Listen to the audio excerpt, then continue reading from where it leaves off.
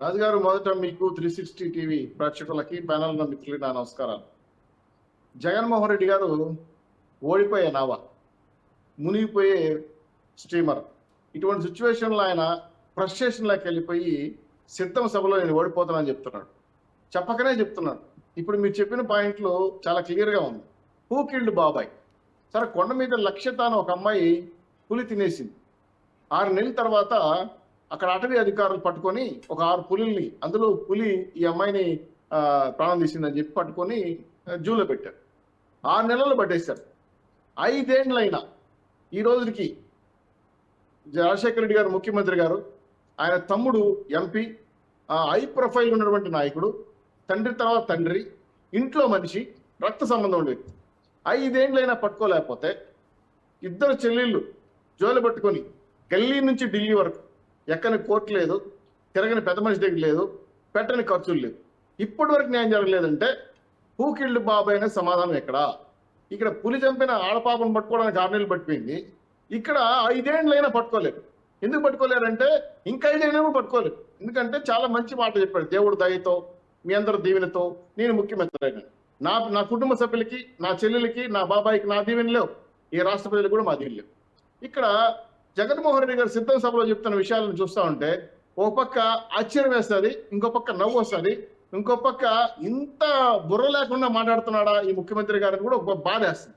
ఒక రాష్ట్ర ముఖ్యమంత్రిగా చూడండి, స్క్రిప్ట్ లేకుండా ఏమీ చదవడు, ఎప్పుడు ఒకే స్క్రిప్ట్.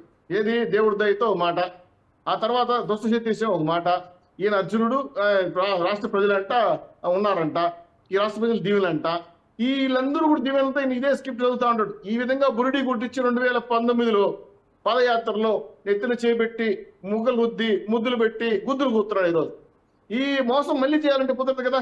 ఒక ఛాన్స్ అని చెప్పి చివరాకం చేసుకుని జగన్మోహన్ రెడ్డి గారు ఈ రోజు మాట్లాడుతున్న సిద్ధం సభలో ఇప్పుడు చెప్తున్నా, ఈ 5 ఏళ్లలో మీరు సాధించే అభివృద్ధి ఏమైనా చెప్పగలరా? నెంబర్ 1. నెంబర్ 2, ఈ 5 ఏళ్లలో బడ్జెట్ ప్రవేశపెట్టారు ఈ రాష్ట్రానికి, ఎన్ని లక్షల కోట్లు చెప్పగలరా? కనీసం మీ పక్కనున్న పార్టీ నాయకుల పేర్లు చెప్పగలరా? కనీసం మీరు ఎక్కి ఊరికి వెళ్తున్నారో చెప్పగలరా? ఏమీ స్క్రిప్ట్ లేకుండా, పక్కన తన భజన లేకుండా మీరు మాట్లాడలేరు. చంద్రబాబు నాయుడు గారిని హ్యాండిల్ చేస్తారు, చంద్రబాబు నాయుడు గారి గురించి మాట్లాడతారు. చంద్రబాబు నాయుడు గారు పార్టీని వేరే వాళ్ళతో కలిపేశారని ఇంకో మాట అన్నారు. చెల్లెళ్ళు ఇద్దరు నా శత్రువులు అయ్యారు, చంద్రబాబు నాయుడుతో కలిశారని. ఏమన్నా సిగ్గు ఉందంటే నాకు అర్థం కాలేదు. ఏ కుటుంబ సభ్యులైనా వెళ్ళిపోతున్నారంటే కాపాడేవాడు కాడికి పంపిస్తున్నాడు. భయపడి పక్క రాష్ట్రానికి వెళ్ళిపోయారు, కేసులు మార్చుకున్నారు. ఇక్కడికి వస్తే ఎవరి మీద ఏ గోడలు పడుతుందో తెలియదు. ఇటువంటి సిచ్యువేషన్ లో కుటుంబ సభ్యులు భయప్రాంతులకు గురయ్యే పరిస్థితి పడతా ఉంటే నీ కుటుంబ సభ్యులు నీతో లేరు, నీ ఎమ్మెల్యేలు ఎంపీలు రాజీనామా చేసి పక్క పార్టీలకు వెళ్ళిపోతున్నారు, నీ కార్యకర్తలు బారిపోతున్నారు. నిన్న బస్సు యాత్ర మొత్తం డొల్ల యాత్ర అయిపోయింది. మీరు స్క్రిప్ట్ చదువుతా ఉంటే రాష్ట్ర ప్రజలు ఇంకా ఎదుగుతున్నారంటే మీకు వేరే వాళ్ళు చెప్తే తప్ప మీకు చెప్పలేని పరిస్థితులు ఉన్నారా? సరే, మీరు ఇప్పుడు సవాల్ చేస్తున్నా, జగన్మోహన్ రెడ్డి గారు మీకు దమ్ము, ధైర్యం, కడప పౌరుషం, రాయలసీమ పౌరుషం ఉంటే చంద్రబాబు నాయుడు గారు మేము ఒకే ప్లాట్ఫామ్ మీద వద్దాం. మీరు కూర్చోండి, మా బాబు గారు కూర్చుంటారు. మా బాబు గారు రాష్ట్రానికి ఏం చేశారు చెప్తారు, మీరు ఏం చేశారు రాష్ట్రానికి చెప్పగలరా? సవాలు చెప్తున్నా మీ ద్వారా. ఇప్పుడు కూడా చెప్తున్నా, 74 ఏళ్ల యువకుడుగా పరిగెడుతున్నాడు, ఇప్పుడు కూడా సవాలు చెప్తున్నాడు. నువ్వు కట్టి జైల్లో 58 రోజులు పెడితే కూడా భరించి బయటకు వచ్చి మళ్ళీ బంచే సింహం సింగిల్ గా వస్తుందని చెప్పి మాట్లాడుతున్నాడు. మీరు మాట్లాడలేకపోతున్నారు, మీరు చెప్పలేకపోతున్నారు. ఇటువంటి సిచ్యువేషన్ లో జగన్మోహన్ గారి పరిపాలన మీద ఉందా అని క్వశ్చన్ ఇప్పుడు మిత్రుడు ఆయన అన్నాడు. పరిపాలన ఎక్కడ ఉంది సార్? ఎప్పుడో పాడిగట్టిపోయింది. పరిపాలన లేని అందరూ వస్తున్నారు. ఇక్కడ ఏం జరుగుతుంది తెలిసిన? గంజాయి, డ్రగ్స్ అమ్ముకుంటున్నారు, జమ్ము బ్రహ్మాండంగా జేబరాన్స్ మందులు అమ్ముకుంటున్నారు. రాష్ట్రాన్ని మొత్తం మత్తులో దింపేసి, రాష్ట్ర ప్రజలకు బిచ్చు వేసి, అప్పు తెచ్చి ఇక్కడ బియ్యం వేసి బతుక్కుంటారని చెప్తున్నారు. ఉపాధి లేదు, రాజధాని లేదు, అవకాశం లేదు, పోలవరం లేదు, ఉద్యోగాలు లేవు, సద్యోగాలు లేవు, అడక తిని బతికిన పరిస్థితి రాష్ట్రంలో ఉన్నారని చెప్పి పక్క రాష్ట్రం వాళ్ళు మమ్మల్ని హేళన చేస్తున్నారు. ఇతరులు ఢిల్లీకి వెళ్ళి అప్పుడు అడుక్కుంటున్నారు, ఆడ నుంచి తెచ్చుకొచ్చి ఇక్కడ బిచ్చు వేస్తున్నారు. ఇది రాష్ట్రంలో పరిస్థితి. దీన్ని పెట్టుకొని మీరు అభివృద్ధి అని చెప్పి ఏంటి పరిశ్రమలు తెచ్చాడంట, అప్పులు తెచ్చాడంట, 2,56,000 కోట్లు బటన్కి ప్రజలకు ఇచ్చాడంట. వీళ్ళ అబ్బసొత్తు తీసుకొచ్చాడా, లేదా ఇంట్లో ఉన్న సభలు తీసుకొచ్చాడా?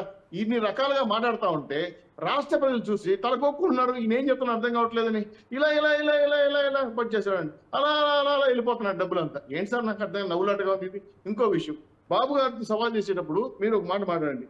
పాలనాపరమైన విషయాలు ఇప్పటికే గుడ్ అడ్మినిస్ట్రేటర్ అని చెప్పి బాబు గారి పేరుంది. ఈ 5 ఏళ్లలో మీరు ఐపీఎస్ లాని అమలు చేశారా? వైఎస్ఆర్సీపీ లాని అమలు చేశారా? ఈ రోజు రాష్ట్రంలో ప్రతిపక్షాల మీద 70,000 కేసులు పెట్టారు, మా పార్టీ జనసేన మీద. ఎక్కడైనా ఉంటుంది సార్, ఇది నాకు అర్థం కాదు. అమరావతి రైతుల మీద 2,600 కేసులు పెట్టారు, ఉందా? నాకు అర్థం కావడం లేదు. 950 కార్యక్రమాలు చంపేశారు మా పార్టీ నాయకులు, ఇది ఎక్కడుందో నాకు అర్థం కావడం లేదు. ఇన్ని రకాల దుర్మార్గమైన పరిపాలన చేసిన మీరు ఈ రాష్ట్రాన్ని పరిపాలించే హక్కు లేదు. రెండు, ఎవరో మిత్రులు మాట్లాడుతూ తెలుగుదేశం పార్టీ చావో రేవులో ఉందంట, 70 లక్షల మంది కార్యకర్తలు ఉన్నారు, ఈ పొదుగు సవాల్ చేస్తున్నా. 45 ఏళ్ళకి ఎన్నో డక్కా మెక్క జరిగింది, హామీలు ఓడిపోయారు. విభజన సందర్భంగా చిగురు టాకులా ఓడిపోయిన తెలుగుదేశం పార్టీ పంచాయతీలేసి నిలబడి సవాల్ చేసి వేసింది తెలుగుదేశం పార్టీ ఈరోజు మళ్ళీ అధికారంలోకి వస్తా ఉంది. కాంగ్రెస్ ఉంటుందా, తెలుగుదేశం ఉంటుందా, ఇంకో పార్టీ మాటలు. మా తెలుగుదేశం పార్టీ మాత్రం 70 లక్షల మంది కార్యకర్తలు నాయకులు ఉండొచ్చు, పోవచ్చు, వెళ్ళిపోవచ్చు, రావచ్చు, మళ్ళీ ఇంకో పార్టీలో చేరొచ్చు, కానీ తెలుగుదేశం పార్టీ శాశ్వతం. బాబు గారు ఉన్నంత వరకు పార్టీ బలోపేతంతో పాటు యువ నాయకులు లోకేష్ గారు నడిపిస్తున్నారు. బ్రహ్మాండంగా సంకారం రాష్ట్రం అంతా కూడా యువకులు నడిపించాడు, సంకారం పూరిస్తున్నాడు. ఈ రోజు దాన్ని తట్టుకోలేక మా మీద కేసులు పెట్టి అరెస్ట్ చేసి జైలు వేసి హింస పెడుతున్నా కూడా ఎవరు అదర్లా బెదర్లా, పార్టీకి రాజీనామా చేయలా, పక్క పార్టీలో జాయిన్ అవ్వాలా. పక్క పార్టీ వాళ్ళు వచ్చి మా పార్టీలో జాయిన్ అయ్యారు, ఎమ్మెల్యేలు ఎంపీలు సహా వచ్చేసారు, పారిపోయి. ఎందుకంటే జగనన్న నువ్వు మాకేం చేయలేదన్నా, బాయ్ బాయ్ జగనన్న అని చెప్పి వచ్చే పరిస్థితి రాష్ట్రంలో ఉంటే ఇంకా మీరు మాట్లాడుతున్నారంటే నేను చెప్పాలి అర్థం కాల. రెండు, వైఎస్ఆర్సీపీ పరిస్థితి చెప్పరా మీకు. ఈరోజు రాష్ట్రంలో సీట్లు బాబో సీట్లు, ఎంపీ సీట్లు బాబో సీట్లు అమ్ముకుంటున్నారు కూర్చొని. ఎవరు వచ్చే పరిస్థితి లేదు కదా, ఎవరు పోటీ చేసే పరిస్థితి లేదు కదా. రాష్ట్రం అంతా కూడా సీట్లు బలంతంగా ఇస్తామని తీసుకునే పరిస్థితి ఈరోజు. ఇంత దుర్మార్గంగా ఈరోజు రాష్ట్రంలో పరిపాలన చేసి మీకు మీ ఎమ్మెల్యేలు బాగా అభివృద్ధి చెప్పారు, మీ ఎంపీలు ఎప్పుడో వెళ్ళిపోయారు. ఇటువంటి సిచ్యువేషన్లో జగన్మోహన్ రెడ్డి గారు రాష్ట్ర పరిపాలన దృష్టి పెట్టే సమస్య లేదు. ఈరోజు ఎలక్షన్ కోడ్ ఉందా అని మాకే ప్రశ్నిస్తా ఉంది. ఇప్పటికీ సిద్ధం సభలు వాల్ పోస్టులు ఆఫీసుల్లోనూ, మీ పోర్టల్ ఆఫీసుల్లోనూ, మీ కార్యాలయ ఆఫీసుల్లోనూ ఉంటే ఇది ఎలక్షన్ కమిషన్ కూడా దృష్టి పెట్టాల్సిన అవసరం ఉంది. ఇంకా ఘోరంగా పరిపాలన చేస్తామంటే బాధ కలుగుతా ఉంది. ఇన్ని అంశాలు మీకు ఎందుకు చెప్తానంటే అభివృద్ధే కాదు సార్, మేము మాట్లాడే విషయాలు ఒకటే. జగన్మోహన్ రెడ్డి గారికి 3 సవాళ్ళు చెప్తున్నా. ఒకటి, దమ్ము ధైర్యం ఉంటే రండి బాబు గారితో నెక్స్ట్ ఫెస్టివల్ గురించి తెలుసుకుందాం. 2, అభివృద్ధి పైన మాట్లాడే దమ్ము మీకు ఉందా? స్క్రిప్ట్ లేకుండా సభలో నేను 5 ఏళ్ళు చూస్తున్నాను సార్, అంతకుముందు 5 ఏళ్ళు చూశాను. స్క్రిప్ట్ లేకుండా చదివే ప్రసక్తి జగన్మోహన్ రెడ్డి గారు. ఇంకా ఎన్నో చదువుతారు నాకు అర్థం కాని అబద్ధాలు, ఎన్ని నోరు తెలిస్తే అబద్ధాలు, మాట్లాడితే ఫేక్ న్యూస్లు. ఇటువంటి దుర్మార్గమైన పరిపాలన చూస్తామంటే జగన్మోహన్ రెడ్డి గారు ఫ్యాన్ స్విచ్ అయిపోయింది, ఎమ్మెల్యేలు ప్యాకప్, పార్టీ ట్యాకప్, ఈయన హ్యాండ్స్ అప్. ఇది రాష్ట్రంలో పరిస్థితి. హలో ఏపీ, బాయ్ వైసీపీ అనే పరిస్థితి రాష్ట్ర ప్రజలు ఉన్నారంటే 3 స్టేట్స్ సార్ 160 సీట్స్ ప్లస్ సవాల్ చేసి చెప్తున్నా. మళ్ళీ జూన్ 4న మనం కూర్చుందాం కావాలంటే. ఈ ప్యానల్ ఎవరున్నా సరే బంచేత్ సవాల్ చేసి చెప్తున్నా, 160 సీట్స్ ప్లస్ కూర్చుంటాం. రాష్ట్రం తిరుగులేని మెజార్టీతో రాష్ట్ర ప్రభుత్వం పరిపాలన సాగిస్తుందని చెప్పి మీ ద్వారా ప్రజల దీవెనలు బాగున్నాయి, ప్రజల ఆశీర్వాదాలు బాగున్నాయి, మా పొత్తును అంగీకరించారు కాబట్టి గెలుపు మాది. అందుకే గెలుపు గుర్రాల వైపు వస్తున్నారు ప్రజలని చెప్పి మీ ద్వారా తెలియజేస్తున్నారు.